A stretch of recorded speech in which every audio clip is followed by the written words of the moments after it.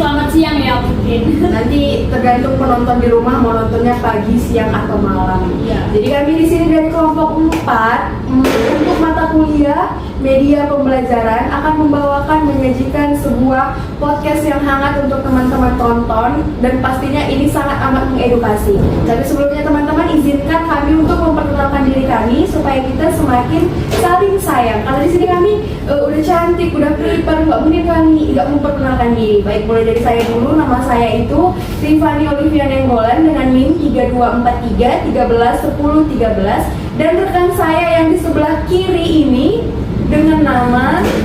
Ya baik, perkenalkan nama saya Putri Rejeki Simanjuntak dengan NIM 3243131039 dengan teman saya Katarina Yohana Uliarta Sagala dengan NIM 3243 13 10 33. Oke, dengan saya sendiri Apraini Octavia Gapea dengan NIM 3243131033. Oke, baik, di sini kami sudah memperkenalkan. Jadi sebelumnya kami akan melakukan beberapa segmen teman-teman, yang dimana pada segmen satu ini kami akan membahas tentang fenomena banjir, yang dimana itu sebenarnya bukan masalah biasa lagi di kalangan kita. Apalagi kita ini kampusnya kan sering kebanjiran, hujan sedikit itu banjir. Yang dimana banjir ini bukan hal yang asing lagi lah untuk kita sebagai kota Medan. Maka dari itu kami mengangkat topik tentang banjir di Medan, Sumatera Utara. Betul sekali Rifani. Jika kita melihat beberapa tahun terakhir ini, bahkan beberapa bulan yang lalu ya, banjir itu di Medan memang menjadi masalah yang cukup serius gitu. Ketika hujan deras turun selama beberapa jam saja, itu hujan di sekitaran jalan itu pasti udah tergenang.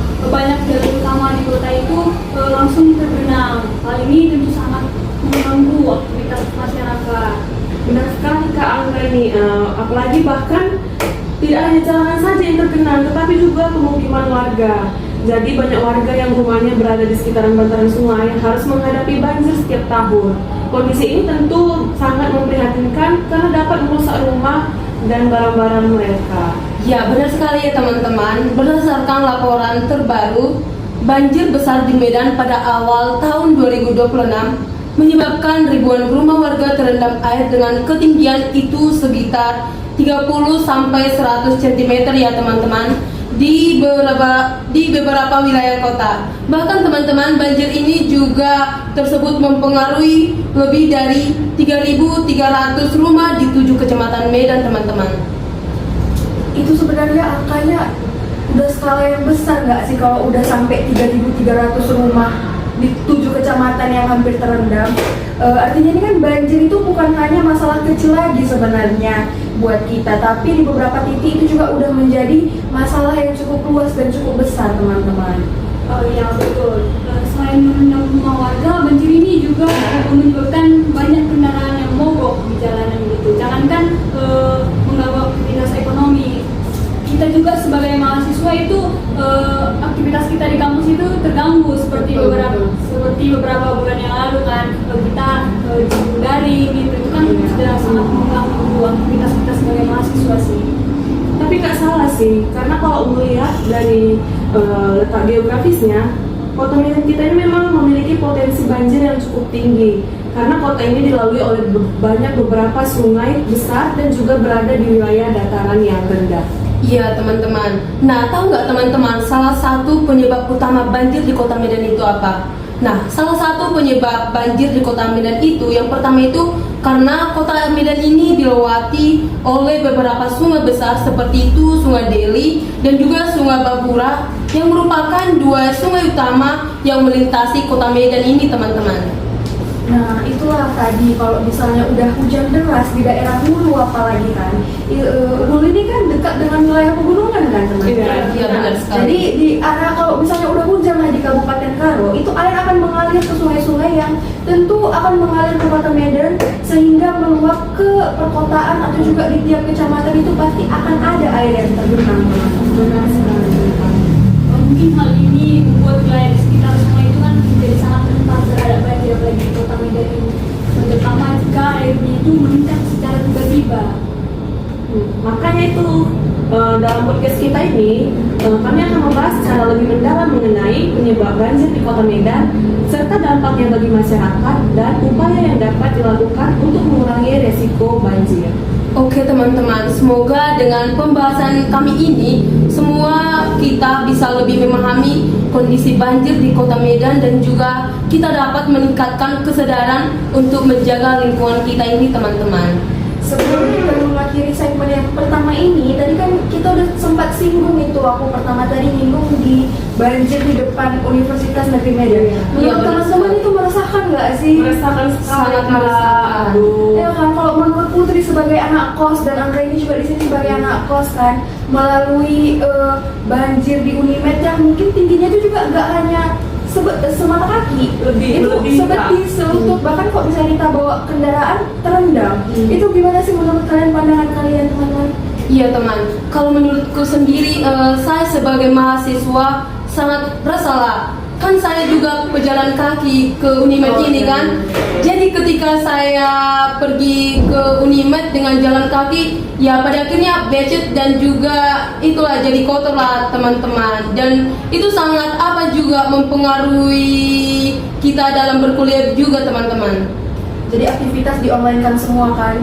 Iya, Padahal kalau misalnya kita online pun itu banyak kali sebenarnya kendala kayak jaringan gitu. Belum lagi yang di rumahnya atau di kosnya itu nggak menyediakan wifi gratis, jadi harus mengorbankan uang untuk beli pakai data gitu. Kalau untuk Angga ini sendiri yang sebagai anak kos ini gimana?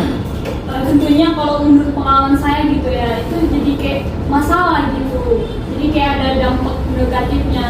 Kan kalau dibuat secara daring itu pembelajarannya itu jadi bermalas-malasan Kurang efektif ya, mungkin ya. betul. Menurut saya gitu, itu kayak merugikan gitu.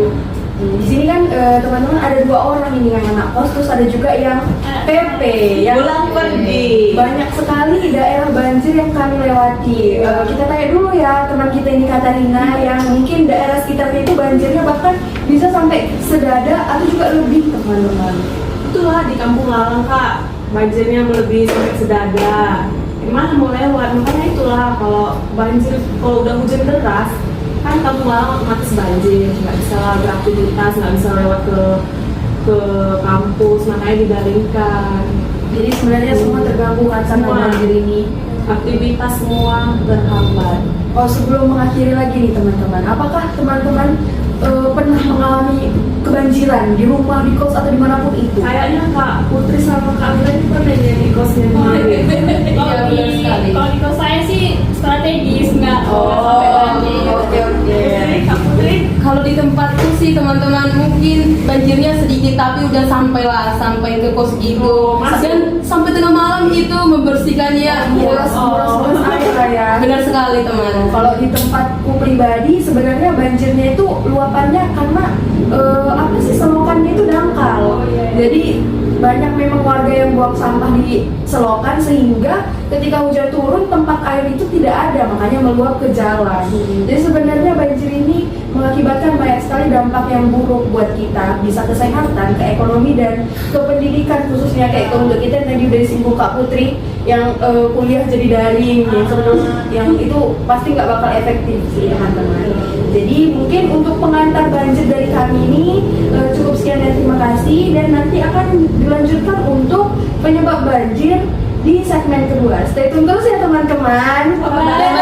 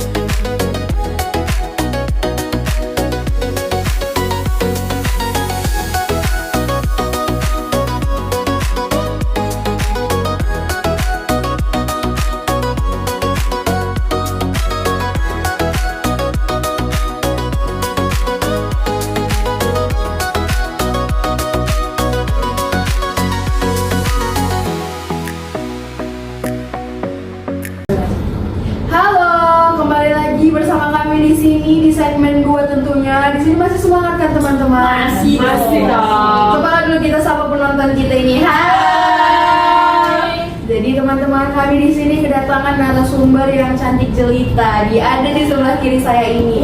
Coba tolong Kak diperkenalkan namanya itu siapa, NIM-nya berapa. Terus di segmen 2 ini bawakan materi apa sih? Soalnya tadi kami di segmen pertama itu udah membahas sedikit gambaran tentang banjir di Kota Medan. Terus juga kami ada menyinggung apa sih dampak banjir ini sedikit-sedikit gitu. Jadi mungkin lebih jelasnya ada kakak di sini. Baik, perkenalkan nama saya Teresita Siregar dengan NIM 3242431001. Saya di sini akan memaparkan mengenai penyebab-penyebab terjadinya banjir sendiri di Kota Medan. Sebelumnya Kak Tere ini masih semangat kan? Karena sekarang kan bulan puasa. Semangat. Baik, di sini saya akan seperti yang kita tahu kan teman-teman, di sini Kota Medan sendiri adalah kota yang dilintasi oleh sungai-sungai besar. Iya, betul. Seperti Sungai Babura, Sungai Belawan, ada juga Sungai Deli. Nah, penyebab terjadinya banjir sendiri itu kan karena luapan curah hujan yang terlalu tinggi pada bulan-bulan seperti yang kita tahu lah, bulan ber gitu lah. Nah, jadi ketika hujan deras itu terjadi di wilayah hulu maupun di dalam kota, debit air sungai itu dapat meningkat dengan cepat dan menyebabkan banjir di berbagai kawasan pemukiman. Ya, betul sekali. Di Medan ini sangat terdapat beberapa sungai yang sering menyebabkan banjir. Terutama itu ketika hujan deras dalam waktu yang cukup lama, beberapa sungai yang paling dikenal adalah Sungai Deli, Sungai Babura, Sungai Belawan, dan Sungai Sumber. Tapi yang lebih familiar di kita itu sebagai mahasiswa di Milet ini pasti Sungai Deli. Iya, Karena kita kan setiap melakukan penelitian ada di sana. Bahkan di waktu hujan kemarin kami itu pernah melakukan penelitian di Sungai Deli. Nah, di sana itu kan pas kebetulan hujan. Memang debit airnya itu sangatlah tinggi kalau hujan gitu. Sungai ini mengalirkan melewati kawasan yang penduduknya padat sehingga terjadi luapan air. Dampaknya itu kan langsung dirasakan oleh masyarakat di sekitarnya. Betul sekali. Benar sekali teman-teman, apalagi kan Sungai Deli ini merupakan salah satu sungai utama yang melintasi pusat Kota Medan kita ini. Sungai ini juga mengalir dari daerah pegunungan yang ada di Kabupaten Karo menuju wilayah hilir di utara kota. Karena alirannya inilah yang melewati banyak kawasan permukiman padat. Ketika debit air meningkat akibat hujan deras, sungai ini sangat rentan meluap dan menyebabkan banjir di berbagai titik.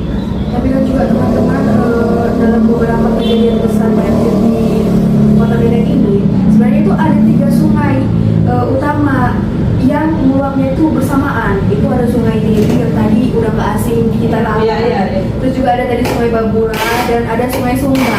Yang dimana itu tercatat jika sungai-sungai itu meluap maka bisa terjadi banjir-banjir besar di daerah sekitarnya. Hal ini tuh biasanya juga diiringi dengan adanya hujan yang sangat deras. Jadi ketika hujan itu datang, maka wilayah hulu sungai itu debit airnya akan naik, sehingga dia akan meluap ke daerah-daerah yang mungkin lebih rendah daripada sungainya. Betul. Jadi ketika air itu terus mengalir dalam jumlah yang besar, kapasitas sungai itu udah nggak cukup lagi untuk menampung air itu, makanya dia meluap ke jalan-jalan. Yang dimana kalau kita misalnya tahu di Sungai Deli itu kan sebenarnya banyak apa sih namanya teman-teman yang sampingnya itu kalau misalnya ada Sampah, bukan yang kayak tempat untuk penanaman setelah banjir. Das. Iya, das, daerah aliran sungai. Nah, itu juga kalau banjir udah setara gitu sama sungainya. Jadi sebenarnya memprihatinkan teman-teman. Selain itu, Kak Rifani, seperti selain sungai-sungai yang Kakak sebutkan tadi, ada juga Sungai Belawan. Sungai Belawan ini kan terletak di utara Medan gitu kan. Betul. Dan terletak di sebenarnya Belawan itu kalau kita kaji kan wilayah industri gitu kan. Jadi wilayah Belawan ini sering banjir karena daerah ini berada di wilayah hilir sungai sehingga sangat rentan mengalami genangan air ketika debit air meningkat atau ketika terjadi pasang air laut yang memperlambat aliran sungai menuju laut. Ya, ketika sungai-sungai meluap, itu air dapat dengan cepat masuk ke permukiman warga gitu. Terutama itu di daerah yang berada di bantaran sekitar sungai itu. Banyak rumah warga yang posisinya itu sangat dekat dengan tepi sungai, sehingga ketika air naik beberapa puluh sentimeter saja saja itu airnya sudah sampai masuk ke dalam rumah, bahkan ke dalamnya rumah itu. Bahkan ngeri kali sih banjir ini Kak, karena mau lebih 1 meter menutupi rumah warga. Jadi kan kondisi ini tentu sangat mengganggu aktivitas kita lah sebagai masyarakat. Karena kita harus mengungsi, memindahkan barang-barang ke tempat yang lebih tinggi, sama harus membersihkan rumah kita setelah airnya surut. Yang dimana pasti kalau udah airnya surut pasti itu becek kan, lumpur. Itulah memprihatinkan kan memang banjir ini. Ya contohnya itu juga kayak kejadian banjir yang kita dideritakan itu selama seminggu, kalau teman-teman masih ingat waktu kita semester 3 kemarin yang Unimed ini pun banjir kemarin. Banjir ya. Tapi bukan hanya di Unimed aja sih yang memprihatinkan teman-teman, puluhan rumah di sekitar sungai juga itu terendam semua oleh Sungai Babura tadi, yang dimana karena hujan deras itu mengguyur, jadi semua air di sungai itu karena debitnya nggak cukup lagi, dia meluap ke kawasan warga. Jadi banjir tersebut itu tidak hanya merendam rumah warga, tetapi juga menyebabkan beberapa ruas jalan itu nggak bisa dilalui oleh kendaraan-kendaraan, sehingga semua aktivitas kegiatan sehari-hari itu disebabkan atau dibikin WFH. Betul. Selain kawasan sungai tadi, seperti yang kita tahu tadi udah disinggung oleh Kak Rifani bahwa wilayah sekitar kampus juga kena gitu, seperti wilayah kampus kita sendiri, Universitas Negeri Medan. Padahal seperti yang kita tahu faktanya Universitas Negeri Medan ini kan kampus hijau gitu kan, banyak pohon-pohon, tapi kampus kita juga mengalami genangan air ketika hujan deras terjadi. Hal ini mungkin karena sistem drainase di beberapa area Universitas Negeri Medan sendiri belum bisa menampung volume air yang besar dalam waktu yang tiba-tiba atau singkat itu. Ya betul, beberapa titik di sekitar kampus itu cukup sering mengalami banjir, misalnya di kawasan Jalan Durian Iskandar itu dari mulai gerbang 1 ya, gerbang 2, gerbang 3, gerbang 4 itu udah dipenuhi oleh banjir. Jadi di sekitaran pintu masuk kampus itu beberapa persimpangan jalan itu sudah penuh dengan air. Tapi kan kita juga sebagai mahasiswa itu sedih. Tapi ada juga namanya lah warga Medan kan, pasti ada selalu buat canda-candaan itu kayak kolor gitu. Gak boleh tegang-tegang banget ya. Iya. Tapi selain pancing juga Kak ada beberapa kawasan di sekitar Medan kayak Medan Tembung lah. Tembung itu juga sering mengalami genangan air. Hal ini juga disebabkan oleh kombinasi antara curah hujan yang tinggi serta sistem drainase yang terbatas. Jadi semakin padatnya karena juga semakin padatnya pembangunan di kawasan kota tersebut. Nah itu tadi juga di beberapa kejadian hujan lebat ini mahasiswa juga aktivitasnya terganggu, mau ke kampus pun jadi nggak bisa karena genangan air itu memang betul-betul nggak bisa lagi dilintasi. Karena juga udah semutut, siapa mau ke kampus kalau udah celananya basah gitu kan, nggak make sense. Walaupun biasanya genangannya emang nggak lama, sejam 2 jam mungkin surut, tapi kan tetap aja mengganggu mobilitas masyarakat terutama mahasiswa. Ini berarti menunjukkan bahwa sungai-sungai di Medan itu memiliki peran yang sangat vital ya teman-teman, bahwa terjadinya banjir di kota Medan ini terjadi karena sungai-sungai ini tidak mampu menampung debit air yang sangat konstan dan tiba-tiba dalam volume yang besar gitu ya teman-teman. Selain itu juga teman-teman, selain faktor curah hujan yang tinggi, kondisi sungai yang semakin sempit itu akibat pembangunan dari sekitaran bantaran sungai juga akan memperparah risiko banjir. Banyak area yang sebelumnya itu merupakan ruang terbuka atau daerah resapan air itu kini berubah menjadi permukiman dan bangunan gitu. Benar sekali aku ini bukan salah sungainya yang nggak bisa menampung, tapi karena salah masyarakat juga yang bangun rumah di sekitaran sungainya. Jadi itulah juga salah satu penyebab faktor yang terjadinya banjir. Ya itulah akibatnya ketika debit air itu meningkat, sungainya justru yang disalahkan tadi yang salah gitu kan. Padahal sebenarnya itu kesalahan pembangunan dari awal, kenapa di pinggir sungai sebenarnya. Jadi maka dari itu kita tadi juga udah tahu sebenarnya dampaknya itu tadi dipengaruhi oleh faktor hujan yang cukup tinggi, terus juga kebiasaan masyarakat kita yang membuang sampah sembarangan, bahkan juga ke sungai, ada yang buang sampah ke sungai. Jadi oleh karena itu teman-teman, Sama satu lagi Kak. apa itu? Ini tadi itu masyarakatnya bangun. Oh iya, bandel. Mau untungnya aja tapi nggak memikirkan jangka panjangnya. Iya, betul. Jadi oleh karena itu kita di sini diajak untuk melakukan pengelolaan sungai, yang dimana kita sebagai mahasiswa juga bisa membantu perbaikan drainase kotanya, terus juga kita bisa mengedukasi masyarakat untuk menjaga kebersihan, untuk nggak usah lah buang sampah sembarangan, Apalagi ke sungai. sehingga bisa mengurangi tingkat risiko banjir di kota Medan ini. Jadi untuk segmen 2 itu kami sudah membahas tentang apa-apa saja sih penyebab banjir di kota Medan ini. Jadi kurang lebihnya kami harap teman-teman yang menonton ini dapat mengerti apa yang kami sampaikan tadi ya teman-teman. Jadi sampai ketemu di segmen 3 ya teman-teman. Dadah! Mantap kan?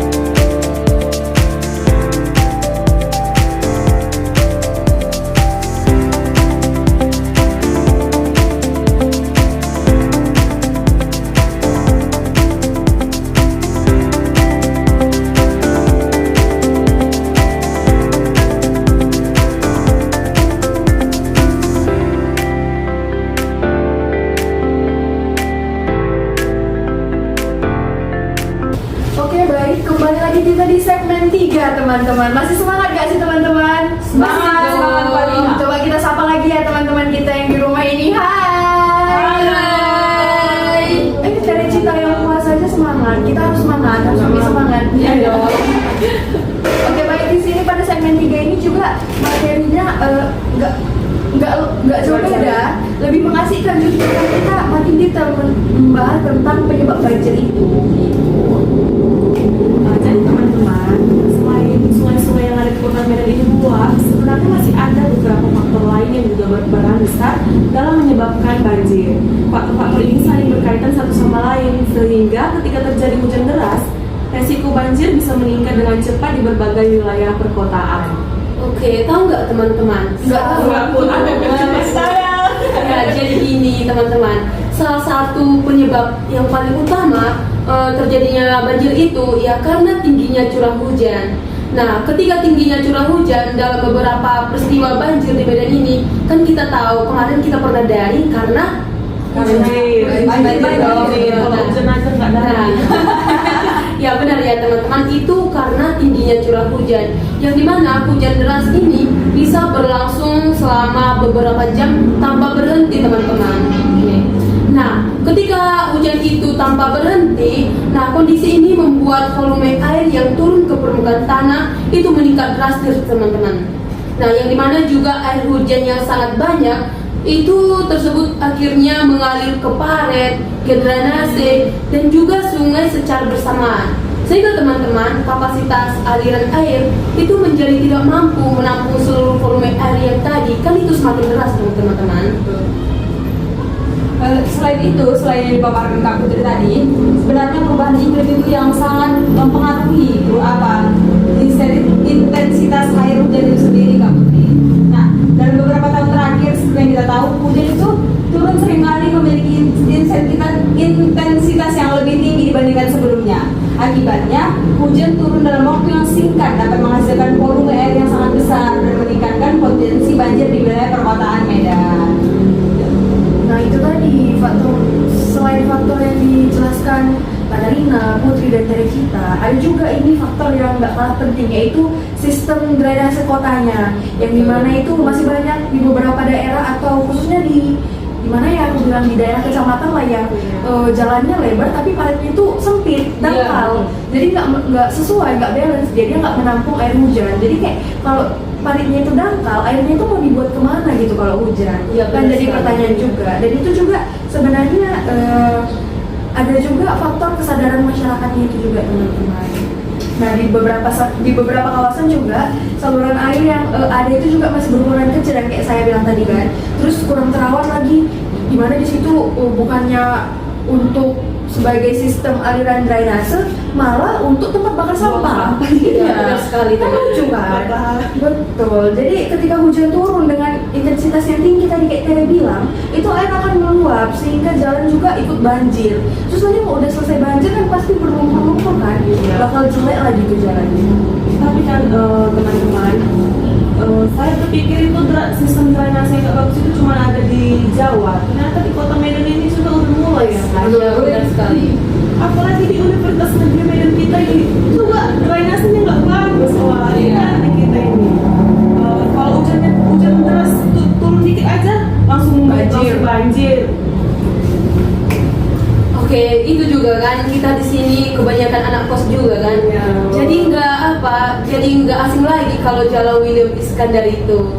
Karena kan ketika kita ke kampus pasti melewati Jalan William Iskandar. Itu adalah jalur utama ketika kita menuju kampus Unimed tercinta kita ini, teman-teman. Nah, teman-teman, ketika hujan deras terjadi di sini, yang dimana air itu sering mengenang di sisi jalan. Nah, sehingga kendaraan harus melambat dan juga itu terkadang menimbulkan kemacetan di sekitar Universitas Negeri Medan ini, teman-teman. Nah, teman-teman, selain itu juga hal ini menunjukkan bahwa kapasitas drainase di beberapa titik masih perlu ditingkatkan, apalagi di Universitas Negeri Medan ini, teman-teman. Benar. Selain itu Kak Putri, di kawasan Medan Tembung ini kan seperti yang kita tahu Medan Tembung itu wilayah kartelnya Sumatera Utara lah juga. Iya, benar sekali. Dan di daerah sekitar pantai juga sebenarnya mengalami genangan air ketika hujan turun cukup lama. Genangan airnya itu nggak main-main, kadang-kadang bisa selutut manusia juga gitu kan, karena faktor drainase yang dipaparkan oleh Kak Rifani dan Kak Katarina juga tadi. Nah, kondisi ini biasanya terjadi ketika air hujan tidak dapat langsung mengalir ke sungai atau saluran pembuangan yang lebih besar. Jadi terjadilah genangan itu dan mengganggu mobilitas kita sebagai mahasiswa, dosen juga. Dan kalau udah drainase itu terganggu, tentu nggak sejauh ini dari kesadaran manusia itu sendiri. Iya. Kayak masyarakatnya tuh nggak aware terhadap lingkungan sekitarnya. Iya, Kadang masih ada juga yang udah tahu lingkungannya sering banjir, masih aja buang sampah sembarangan gitu. Padahal udah disediakan pemerintah setempat mungkin tempat sampah yang organik gitu, tapi bandal itulah. Yang dimana kita di sini juga PR kita mengedukasi masyarakat mungkin ya teman-teman. Kalau misalnya kita nggak bisa mengedukasi, minimal kita bertindak untuk membuang sampah pada tempatnya mungkin. Iya, Mulai dari diri sendiri. benar sekali, teman. Itulah kan kalau misalnya nih air yang seharusnya mengalir tapi ada sampah, itu yang menyebabkan jadinya air itu nggak mengalir. Tersumbat gitu. Iya, kan? tersumbat. Iya. Jadi akibatnya air itu akan meluap ke permukaan jalan dan masuk ke pemukiman warga yang dinamakan apa teman-teman? Banjir. Oh, udah nggak fokus ini. Sudah mulai jam-jam rawan ini. Itulah yang menyebabkan tadi sampah juga, bukan hanya drainase. Iya, betul. Oke, itu juga kan teman-teman. Ini masalah ini sebenarnya cukup sering terlihat di lingkungan sekitar kampus tercinta kita ini, teman-teman. Yang dimana setelah turunnya hujan, kadang-kadang terlihat sampah yang terbawa arus, air menumpuk di saluran drainase.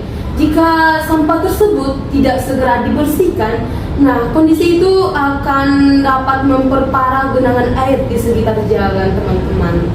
Betul sekali Kak Putri. Selain faktor yang tadi Kakak sampaikan, faktor sampah dan drainase juga menyumbang sangat banyak penyebab dari banjir ini sendiri. Seperti yang kita tahu sejauh-jauh lah, di Gerbang 4. Di Gerbang 4 kenapa sering banjir? Nggak tahu nggak kenapa? Beda. Karena kalau di Gerbang 1, 2, 3 itu masih banyak vegetasi hijau. Oh, Di iya. Gerbang 4 itu kita udah mulai jarang melihat tumbuhan hijau kan. Betul. Dari situlah masjid, nggak menyalahkan bangunan ya, cuman faktor bangunan kota itu sendiri juga memiliki pengaruh besar terhadap terjadinya banjir. Seiring dengan perkembangan kota, banyak lahan terbuka yang sebelumnya berfungsi sebagai daerah resapan kini berubah menjadi bangunan, perumahan, atau jalan yang dilapisi beton dan aspal. Itu juga sama halnya yang kayak udah dijelaskan Kak Dana tadi kan, perubahan penggunaan lahan. Sebenarnya ini hal yang krusial, tapi bagi pemerintah yang buta akan kenyamanan Iya, masyarakat, iya, itu benar mereka sekali, nggak benar memikirkan hal itu. Yang dimana kalau misalnya perubahan penggunaan lahan ini tentu akan dapat menyebabkan air hujan itu tidak meresap lagi dengan baik. Yang seharusnya sistem daerah aliran sungai atau DAS itu untuk tempat vegetasi tanaman ditanami, ini malah dibangun pemukiman, benar sekali. yang seharusnya juga kalau misalnya pun terjadi hujan deras, debit air di sungai itu meluapnya paling ke arah das itu, Iya. nggak sampai ke pemukiman. Cuman itu tadi yang menjadi faktor kendala kita sebagai masyarakat Indonesia. Ya, benar Benar. Tapi kan guys, aku udah tahu nih kenapa penyebab Unimed ini sering kena banjir. Kenapa? Ternyata penyebab Unimed ini sering banjir. Tadi kan ada singgung juga sama Kak Tere. Iya. Ada masjid yang di Gerbang 4. Nah itu juga menjadi salah satu penyebab Universitas Negeri Medan ini sering terjadinya banjir. Karena di sekitaran Unimed ini banyak kali dibangun pembangunan rumah kayak kos. Banyak kan? Iya. Oh ya, Jalur jadi hijau, Ada hijau, Iya. makin banyak kali kos di situ. Kalau kalian bisa lihat itu di Gerbang 4 makin Iya. banyak kos. Selain itu juga selain kos, perumahan, tempat-tempat jualan, itu juga menjadi faktor penyebab banjir. Iya. Oke, tahu nggak teman-teman, seringkali penyebab banjir itu kita salahkan pemerintahnya, tapi kita tidak melihat diri kita sendiri. Udah bagaimana kita seringkali hanya menuntut hak kita gitu, sedangkan kewajiban kita tidak kita lakukan gitu. Nggak dijalankan. Iya, nggak dijalankan teman-teman. Oleh karena itu kita perlu itu kesadaran diri kita sendiri dong. Jangan hanya bergantung pada pemerintah saja, tetapi kita itu harus sadar, harus melakukan kewajiban kita gitu. Karena menjaga kebersihan itu kan bukan cuma pemerintah gitu. Kita harus ikut berpartisipasi di dalamnya gitu. Dan kita juga sebagai mahasiswa UNIMED, apalagi kan kita jurusan geografi nih, kita itu cinta lingkungan. Hijau bumiku, biru langitku, Geografi di dadaku. Iya, gitu teman-teman. Dan ketika kita jajan atau melihat sampah, marilah kita membuangnya ke tempat sampah, jangan membuangnya sembarangan. Dan ketika kita juga melihat teman-teman kita, baik nggak jurusan kita gitu dong, kita bisa menegur orang itu, Kak, tolong sampahnya dong dibuang gitu. Betul. Iya. Betul sekali Kak Putri, seperti yang Kak kabarkan. Memang kita nggak bisa nyalahkan pemerintah semata-mata, tapi ini kan suatu sistem sosial gitu, sistem yang panjang lah gitu. Iya. Sebenarnya kita nggak bisa langsung nyalahkan pemerintah, tapi pemerintah harus ikut andil besar di sini, betul karena sekali. pemerintah kan itu sistem tertinggi dari pemerintahan gitu kan. Jadi kekuasaan mereka yang ngatur. Jadi mereka harus memperhatikan mengenai kebijakan AMDAL, kebijakan ruang terbuka hijau, itu mereka harus sangat-sangat concern ke sana gitu. Kita nggak bisa, memang saya sendiri, saya mahasiswa kan, memang saya bisa melakukan perubahan-perubahan kecil lah, tapi apa yang bisa saya buat dengan kapasitas saya seorang mahasiswa ini? Paling saya bisa cuma buang sampah sembarangan, tindakan-tindakan kecil lah. Tapi kalau untuk skup besarnya, lingkaran besarnya kan memang orang itu yang harusnya bisa menggerakkannya gitu. Selain itu, perencanaan pembangunan kota juga seperti yang saya bilang tadi, ruang terbuka hijau itu harus sangat penting, dan daerah resapan air juga harus diperhatikan oleh pemerintah. Dan tidak semuanya langsung, kan tidak semua air hujan itu bisa langsung mengalir ke sungai, jadi harus dibuatlah drainasenya atau alirannya gitu Kak Putri. Oke, Kak. Oke, itu tadi adalah penyebab-penyebab yang udah kita paparkan tadi itulah yang menyebabkan banjir sebenarnya teman-teman. Selain faktor alam seperti hujan yang lebat, juga ada faktor yang dibuat oleh manusia yang secara sengaja ataupun tidak sengaja itu kita tidak tahu ya teman-teman. Hanya Dia dan Tuhannya lah yang tahu apa alasannya melakukan hal tersebut. Jadi diharapkan kepada teman-teman yang sudah menonton, jangan lagi membuang sampah sembarangan. Sampah sekecil apapun itu adalah sampahmu, hakmu, milikmu. Jadi tanggung jawabmu. Buang pada tempatnya agar lingkungannya itu asri sesuai semboyan yang udah disampaikan Kak Putri tadi. Apa tadi Kak? Coba diulang Kak.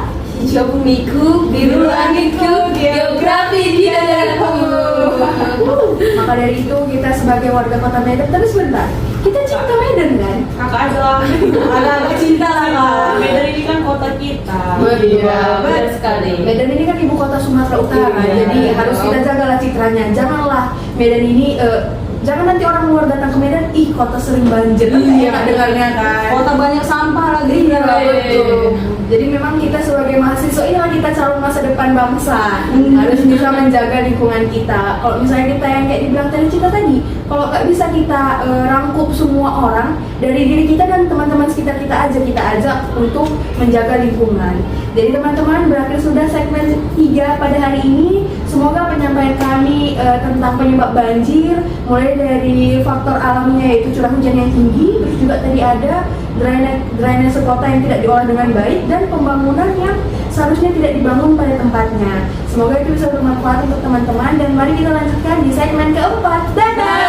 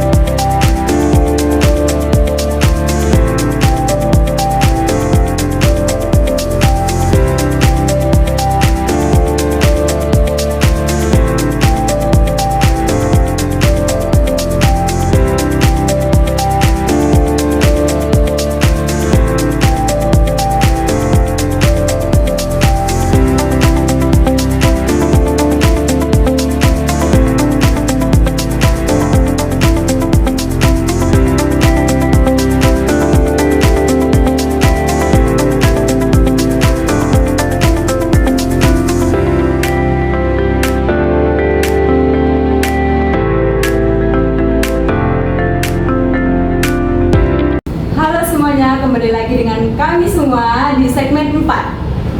Hai. Di sini kita akan membahas dampak banjir. Gimana? Masih semangat teman-teman? Masih dong. Semangat ya. Semangat dulu Kak Teh. Aku semangat dulu aku. Semangat ya Ayang.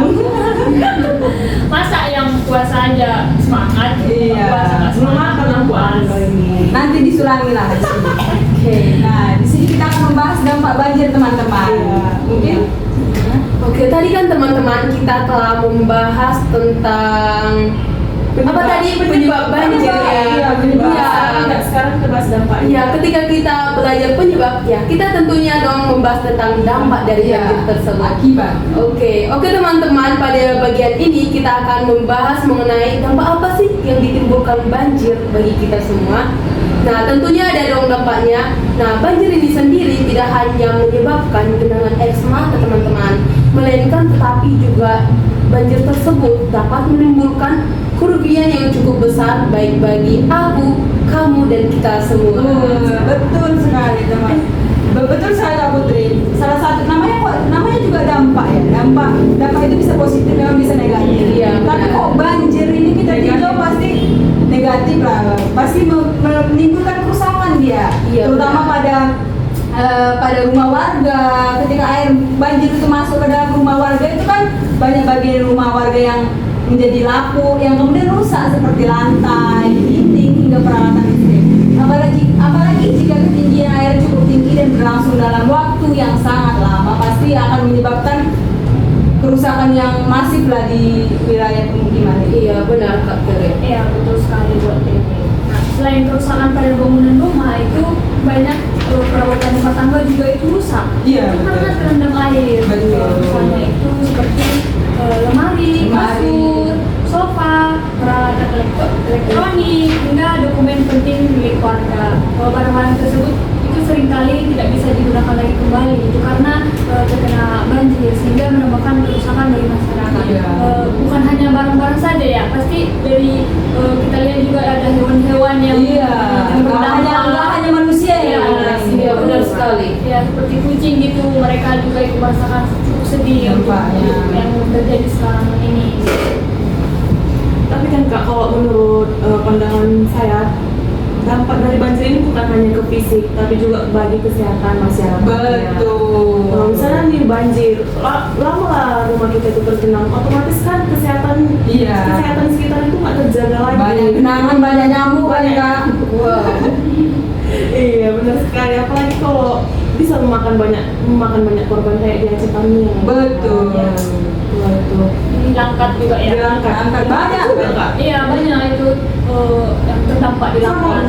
Samosir. Mana ada Samosir. Tateng. Iya,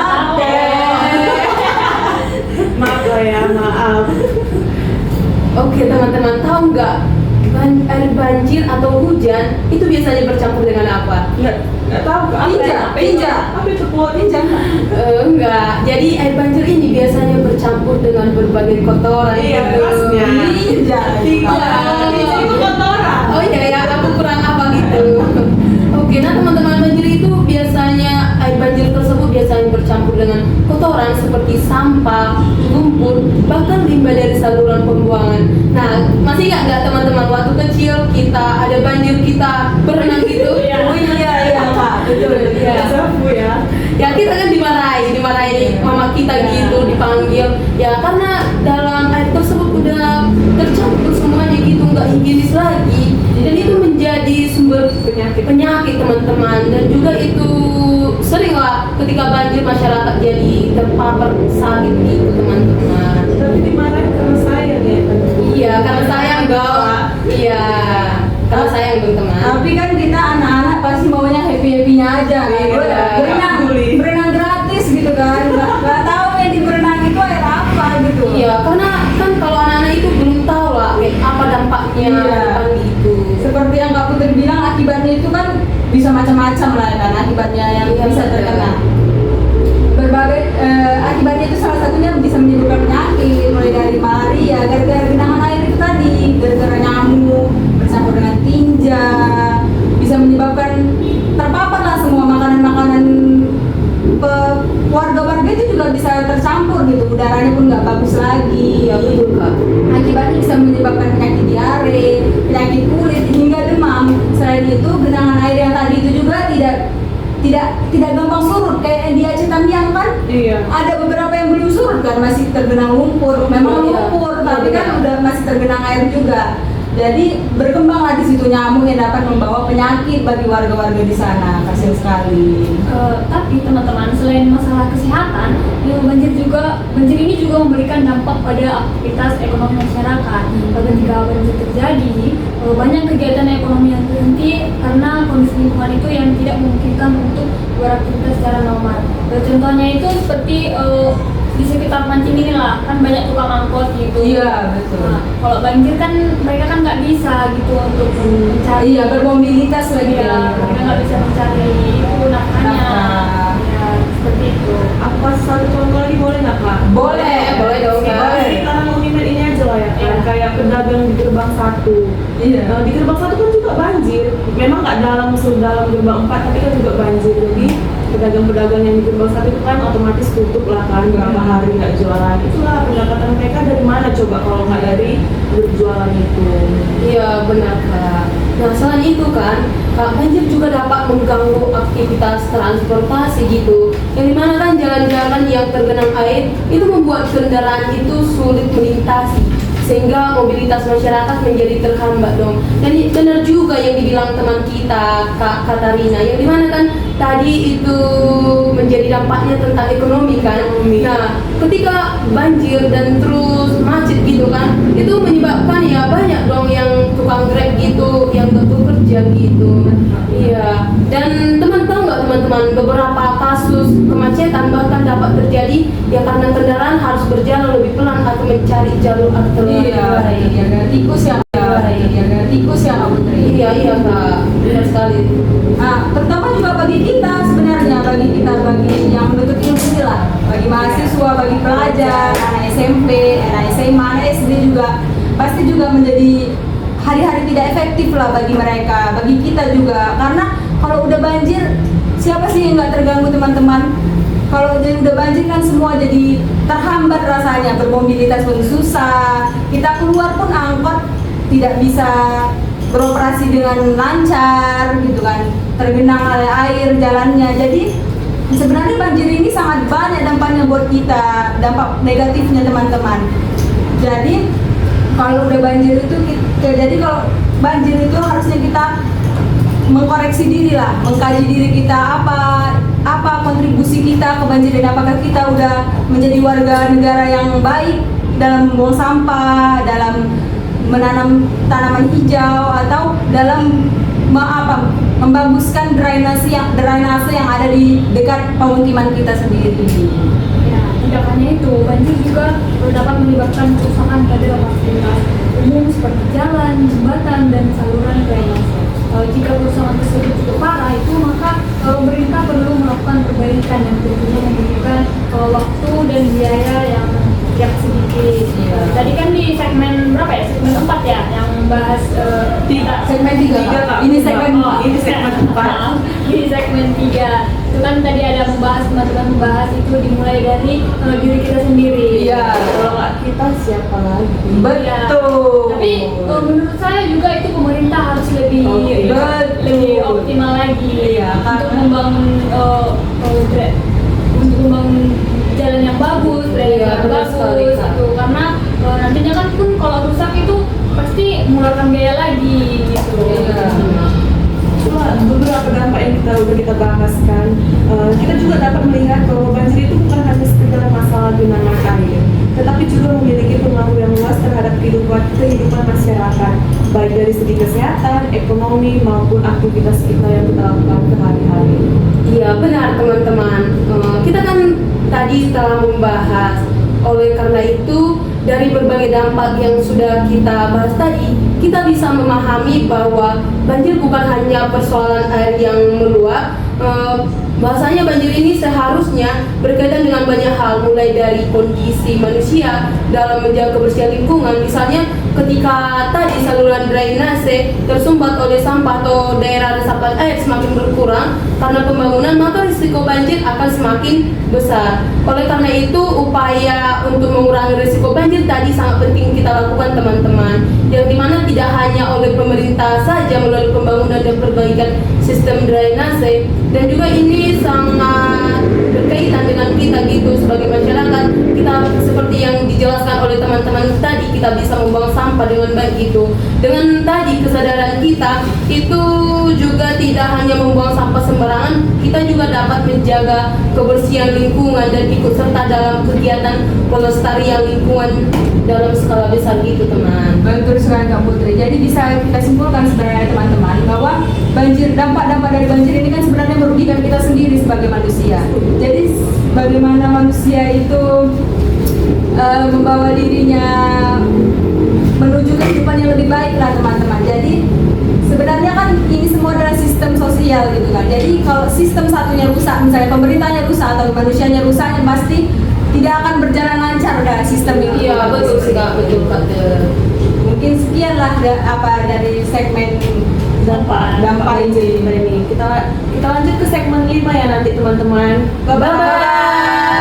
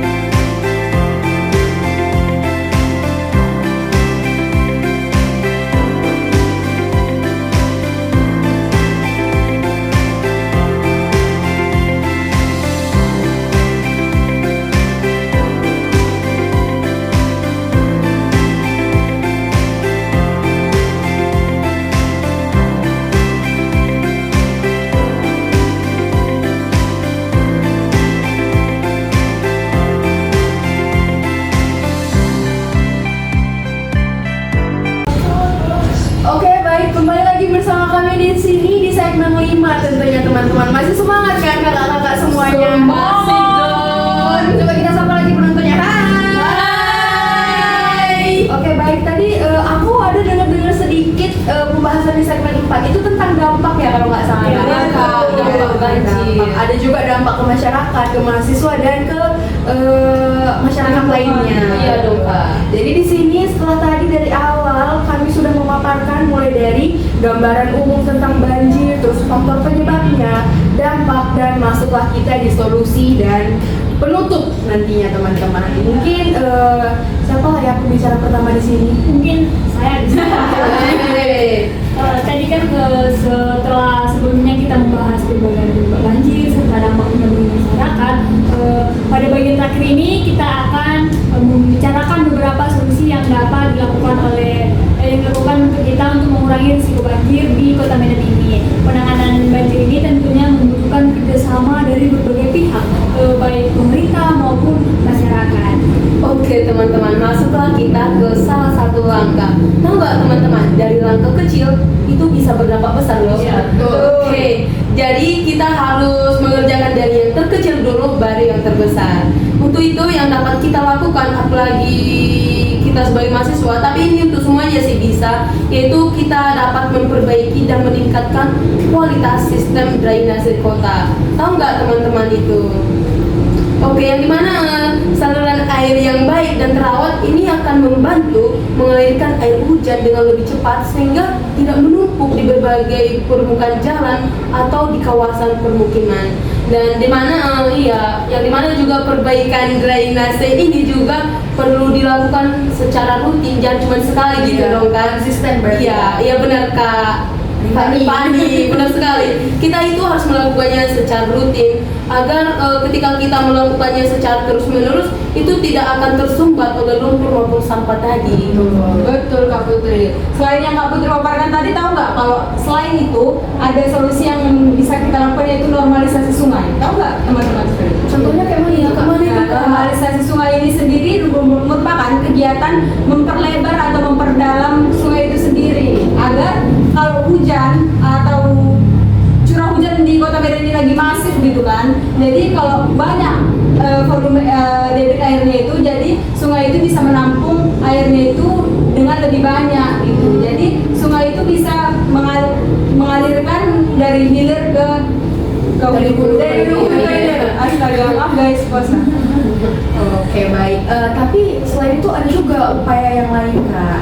Itu kayak melakukan pembangunan proyek pengendalian banjir atau kayak floodway yang dimana saluran pengaliannya itu dibuat lagi yang baru. Kayak kalau misalnya teman-teman jalan ke arah kota sana kan ada, mohon maaf perjalanan Anda terganggu. Itu buat aliran baru, jalan baru untuk sistem paritnya atau selokannya. Jadi airnya itu nggak sembarangan meluap kemana-mana, jadi ada tempatnya. Nah proyek ini bertujuan itu untuk mengalihkan sebagian aliran air sungai tadi itu ke jalur lain, tapi tetap pembuangannya ke sungai, tapi jalurnya itu yang berbeda.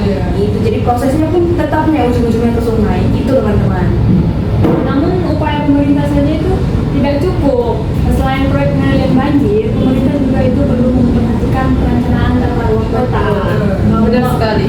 Pembangunan kota itu sebaiknya tetap menyediakan ruang terbuka hijau dan daerah resapan air itu sehingga air hujan dapat meresap ke dalam tanah dan tidak semuanya langsung mengalir ke saluran drainase atau ke sungai. Iya benar kan, seperti yang dijelaskan oleh teman kita tadi.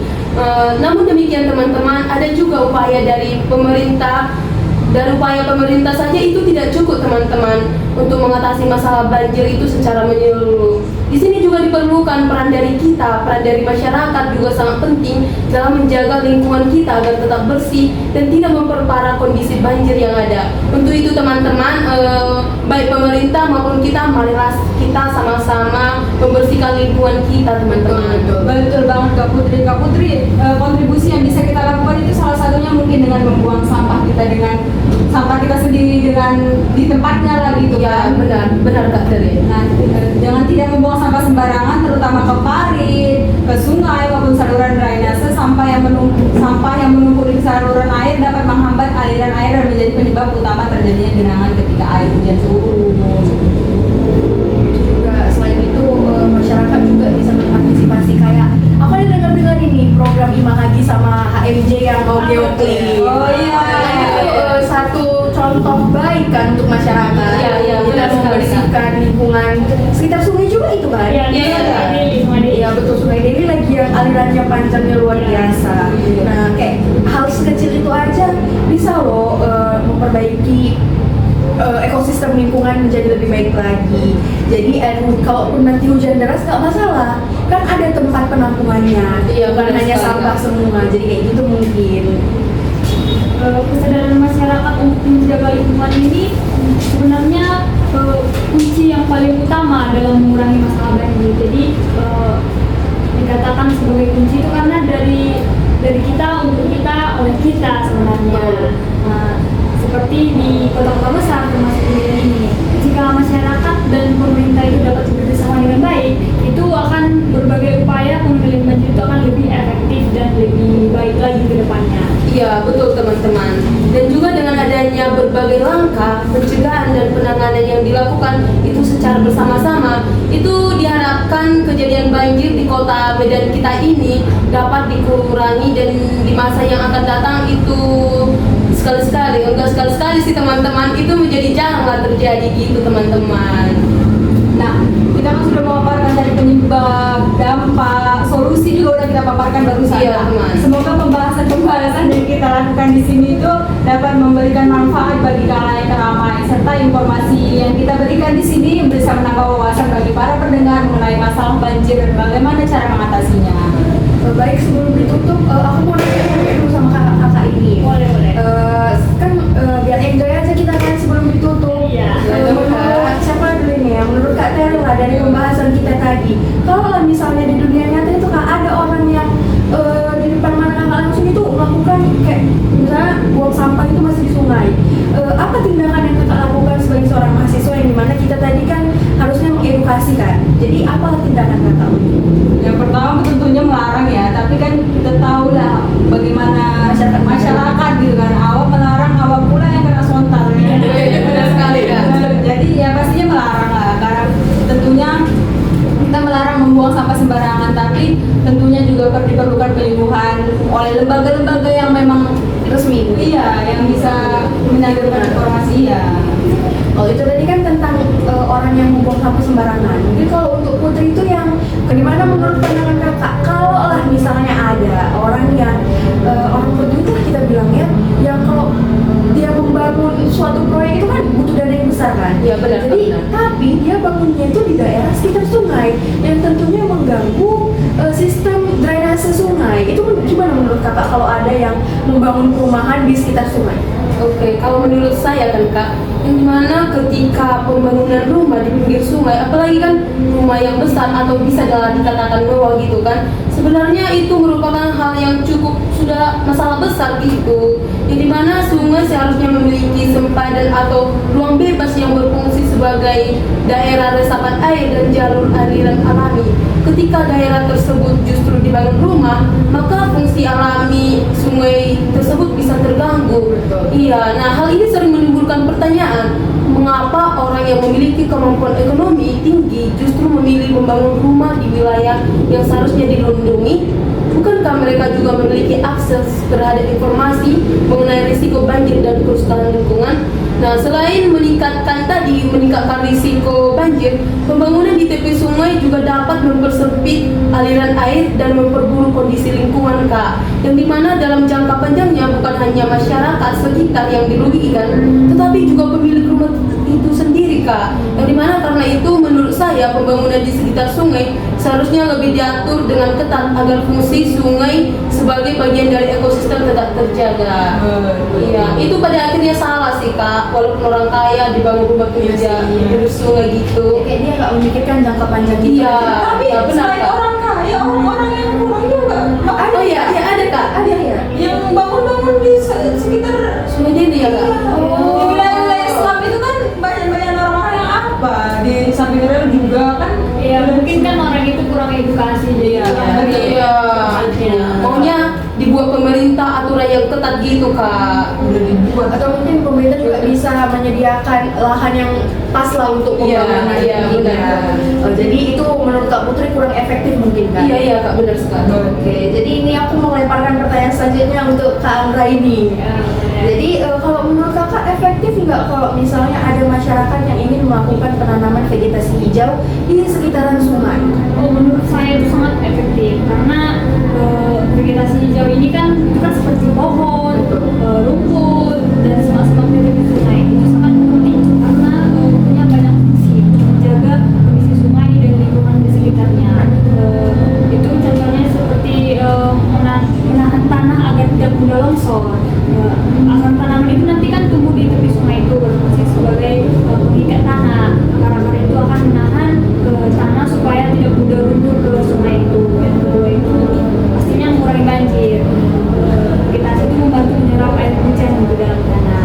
Mungkin yang terakhir itu untuk bisa juga sebagai menjaga kualitas air sungai itu. Tanaman inseknya itu bisa menyaring kotoran seperti tanah, lumpur atau zat pencemar sebelum masuk ke sungai. Jadi air itu nanti akan mengalir di sungai itu lebih bersih lagi. Menurut saya begitu. Oh berarti penanaman vegetasi hijau di sekitaran sungai itu efektif lah kan untuk mencegah banjir gitu kan? Oke baik, tadi juga kami udah banyak sekali sebenarnya kami nyeting di sini teman-teman mulai dari gambaran umum banjir, terus tadi juga kami ada menjelaskan sedikit kenapa banjir itu bisa terjadi, terus dampaknya bagi masyarakat dan khususnya kita sebagai mahasiswa ini. Lantas sudah selesai apa yang kami paparkan pada segmen ini. Kami di sini berharap agar pembahasan ini bisa meningkatkan kesadaran kita bersama, baik dari kami yang menyajikan materi dan bagi kalian para penonton kami yang setia menonton sampai detik ini. Semoga kita memiliki kesadaran yang sama untuk selalu menjaga lingkungan sekitar kita, untuk lebih peduli dan lebih aware terhadap lingkungan kita.